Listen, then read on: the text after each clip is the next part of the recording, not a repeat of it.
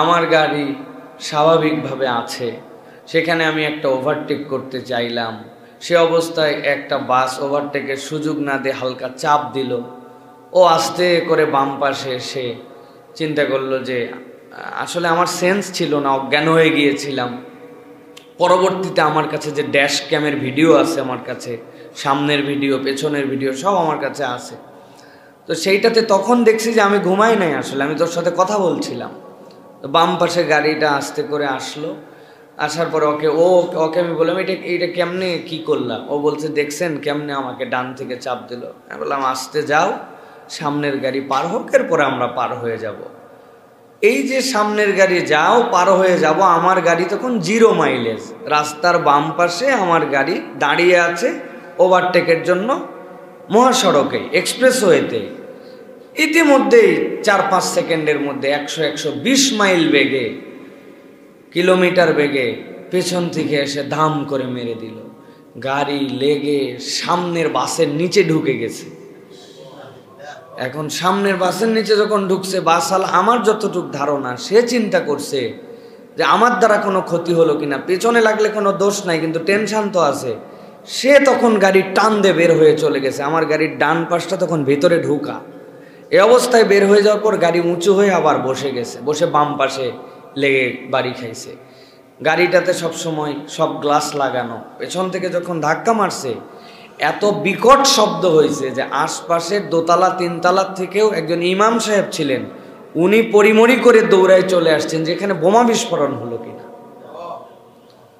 আমার ছোট 3টা সন্তান, আপনারা কথার ছলে জানেন আমি আমার মেয়েদেরকে নিয়ে আনন্দিত, আল্লাহর দেওয়া নিয়ামত মনে করি আমার জীবনে। তারা মধ্যে 3 জনই শুয়েছিল, আর পেছনে আমার ওয়াইফ ছিল। ময়মনসিংহের দিকে 2 দিনের মাহফিল, এরা তো আমাকে পায় না সেভাবে, তো এই জন্য বলছে যে 2 দিনের সফর, চলো আমরা সাথে যাব। তো মাহফিল আলাদের বাড়িতে গেলে আমরা গেলে স্বাভাবিক, কিন্তু ফ্যামিলি নিয়ে গেলে অনেক বিষয় থাকে।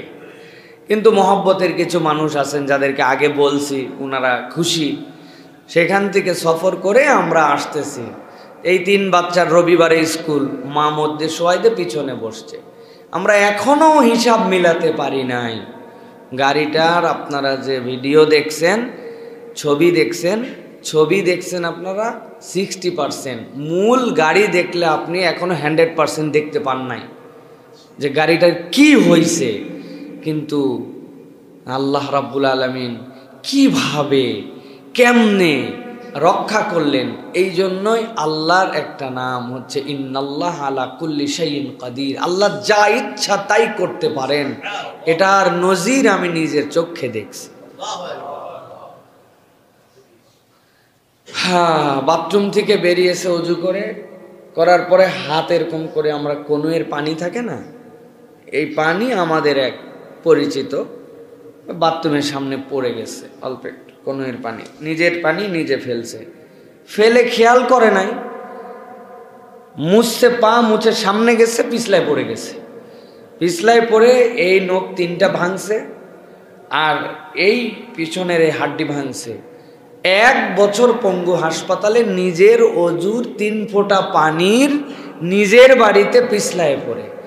আর এইরকম 100 মাইল বেগে মারার পরে, সামনে পিছনে মুচড়ানোর পরে আল্লাহ রাব্বুল আলামিন এই যে 6টা মানুষকে নিখুঁত করে বের করছেন। ওইখানকার মানুষরা আসছে যে ভাই লাশ কয়টা বের করা হয়েছে আর কয়টা বের করা হয়নি।